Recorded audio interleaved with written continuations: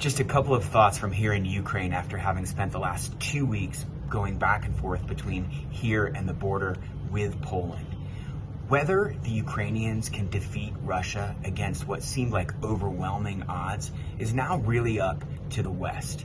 The reason I say that after 5 weeks of this war is that most of the questions with respect to the Ukrainians have been largely answered. At the outset of the invasion, we wondered whether the Ukrainians would fight. What we've seen is that Ukrainians are largely united and committed to the cause of defending their country. Many Ukrainians are already in the fight, participating in battles with Russians.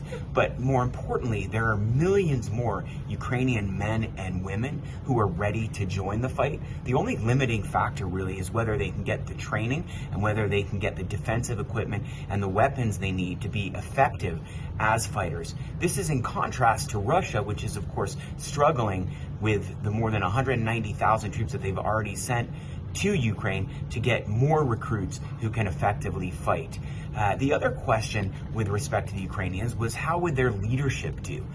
What we've seen led by President Zelensky is that they've laid down a strong line for the defense of Ukraine. They've been inspiring in terms of getting the Ukrainian people unified in the cause of the defense of Ukraine. And they've really held the line in negotiations with Russia as Russia has made all sorts of demands of Ukraine. They've been very clear and very concrete in the fact that they're not going to give up an inch to Russia, even though Russia has a gun to their head. Another question with respect to the Ukrainians was, could they effectively use the weapons and training that they had received so far from the West and from NATO? And what we've seen is that they've been very effective using the modern warfare, especially the Stinger missiles, the Javelin missiles, drones, and other equipment that the US and NATO have provided to fight basically an insurgency or guerrilla-style war against Russia, defending very effectively against Russia, taking down many planes, taking out many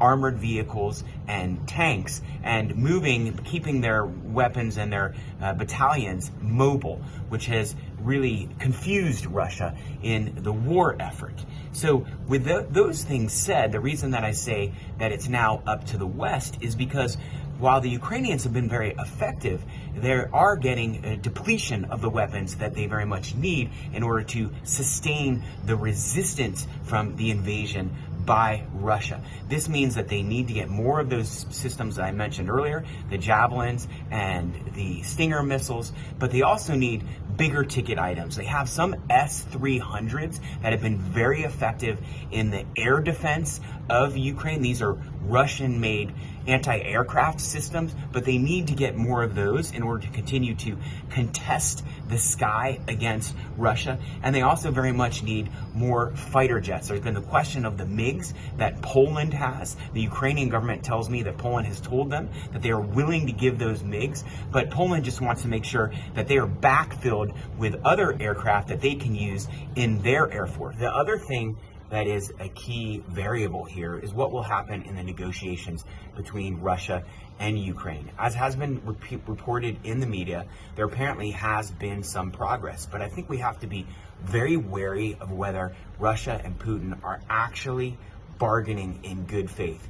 It could very well be the case that Putin believes that by engaging in talks and giving the West hope that this can be resolved through diplomatic negotiations, that might forestall further significant support from NATO and further sanctions by the NATO countries, especially the US, which are already hurting the Russian economy and could, if mounted with additional economic retaliation, basically cause the Russian economy to collapse.